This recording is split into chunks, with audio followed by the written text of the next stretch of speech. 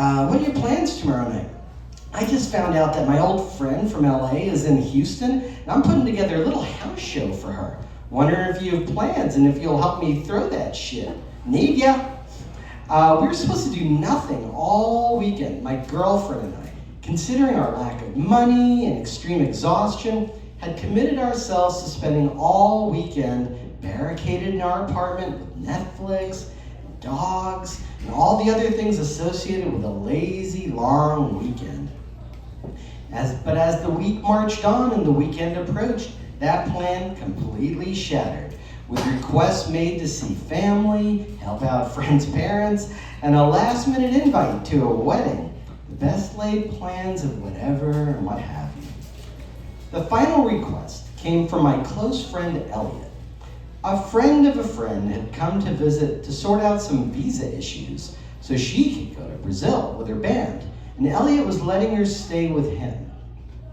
Seizing on the opportunity of a musician crashing in his house, he decided to put a show on. Elliot had always talked about throwing house shows, was never able to put in the time or energy to get one going. Since it was finally happening, I felt honor-bound to help him make it happen. We got to the party early to help, but he was already set up and ready to go. Elliot is the master of creating a chill atmosphere. All the vibes were the way they should be.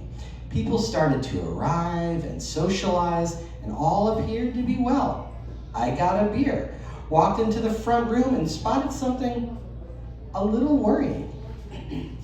On a small coffee table, which was actually an old door mounted on some legs, Elliot had placed a wooden tray filled with tea light candles. The ones you can buy in a huge pack at Target for about $5. The candles were arranged in a pyramid shape next to each other, all lit and touching one another, in front of these beautiful little flowers in a vase. The flame from these little guys had grown together and turned into a tiny campfire. Now, it wasn't out of control yet. There was just one big flame coming out of the center of all these tiny flames, running off the wax from the candles and generating a fair amount of heat. My first thought, of course, was to take a slow-mo video and post it on Instagram. It's a little old-fashioned these days, but I decided to apply the Nashville filter to the video, as it really accentuated the pulsating nature of the shadows the fire was creating on the wooden surface. About that time, my girlfriend came in and saw me filming the fire. She's a photographer, so she pulled out her phone and took some pics and a slow-mo video of her own. And as I was watching her film it, I began to think I should blow this fire out, since it was probably a little dangerous. I knelt beside the flame and did this puffing trick I learned in elementary school. Basically, if you purse your lips, I can't even imagine what else, and puff out quickly, and blow out mostly carbon dioxide, this will suffocate the candle flames easily. Unfortunately, this fire had grown to the point the puffing on it only fed the fire. A couple of candles went out, but the fire in the middle grew about an inch taller. At this point, it was getting pretty close to the flowers on the table, which had me worried. Since blowing out the candles wasn't going to work, I decided the fire just needed to be doused.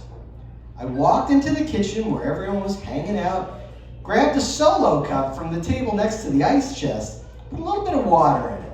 I walked back to the table and poured a little bit of it on the big flame. Did you know that the candle wax in those cheap tea light candles is petroleum-based? I didn't. The burning oil reacted much like it does when introduced to water, turned my campfire into a 4-foot-tall pillar of flame. I jumped back immediately, barely dodging the heat as the fire rose to meet my eyes. I'm pretty sure I yelled out, "Shit!" before I ran into the kitchen.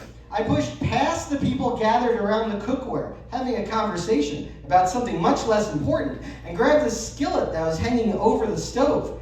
At this point, only a couple of other people noticed the impromptu arena metal show going off in the front room, Elliot included. I dodged past people going, holy shit, what the fuck is going on? Slid to my knees and threw a skillet over the fire. Elliot was right behind me with a large kitchen towel. The 1-2 punch, thankfully, was enough to suffocate the flames. Using an oven mitt, we picked up the wooden tray, took the whole mess outside and into oblivion. And that was the end of that. The house show went off without a hitch after that.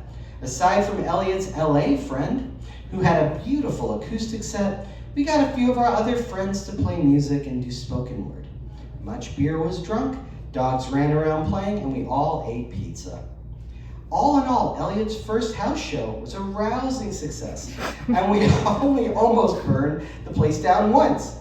I'd say there's a high likelihood he'll do one again someday. As for me, I think I'm going to try the Pillar of Flame again in a more controlled setting. I mean, how awesome would that be with more tea lights and outside? The answer is very awesome. All right, thank you.